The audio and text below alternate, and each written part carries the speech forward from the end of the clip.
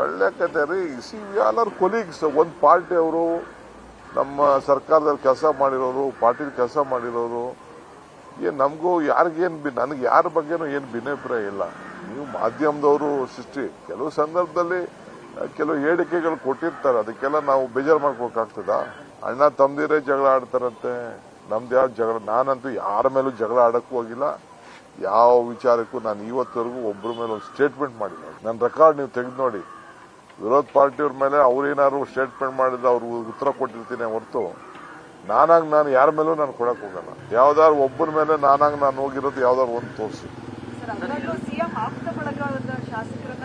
ನನಗೆ ಎಷ್ಟು ಆಪ್ತ ಅಂತ ನಿಮ್ಗೆ ಗೊತ್ತಿದ್ಯಾ?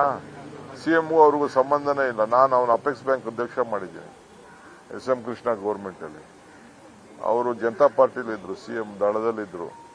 ನಾನು ಕಾಂಗ್ರೆಸ್ ಅಲ್ಲಿ ನಾನು ಅವನ್ನ ಅಪೆಕ್ಸ್ ಬ್ಯಾಂಕ್ ಅಧ್ಯಕ್ಷರು ಮಾಡಿದ್ದೀನಿ ಅಂತ ರಾಜಣ್ಣ ಗೊತ್ತಿದೆ, ಕೇಳಿ ಅವರು ಹೇಳ್ತಾರೆ. ಈಗ ಸಿಎಂ ಅವ್ರಿಗೆ ಆಪ್ತ ಎಂತದ್ದು? ನನಗೂ ಆಪ್ತರೆ, ಯಾರು ಆಪ್ತ ಇಲ್ಲ? ನಾನು ಸಿಎಂ ಆಪ್ತರಲ್ವಾ? ನಾವಿಬ್ರು ಬ್ರದರ್ಸ್ ತರ ಇದು ಕೆಲಸ ಮಾಡ್ತಲ್ವಾ? ಈ ತರ ಯಾವ್ದಾದ್ರು ಒಂದು ಇಶ್ಯೂ ಗೌರ್ಮೆಂಟ್ ಅಲ್ಲಿ ಲಾಸ್ಟ್ 16 ವರ್ಷದಿಂದ ನಮ್ಮ ಪಾರ್ಟಿಗೆ ಬಂದಾಗಿಂದ ಯಾವ್ದಾದ್ರು ಒಂದು ಇಶ್ಯೂ ಏನಾದ್ರು ಡಿಫರೆನ್ಸ್ ಆಫ್ ಒಪಿನಿಯನ್ ಇದೆಯಾ? ಎಲ್ಲೂ ಒಪಿನಿಯನ್ ಇಲ್ಲ. ನೀವು ಮಾಧ್ಯಮ ಸೃಷ್ಟಿ ಮಾಡ್ತಾ ಇದ್ದೀರಿ, ಬೇರೆ ವಿರೋಧ ಪಾರ್ಟಿ ಸೃಷ್ಟಿ ಮಾಡ್ತಾ ಇದ್ದಾರೆ.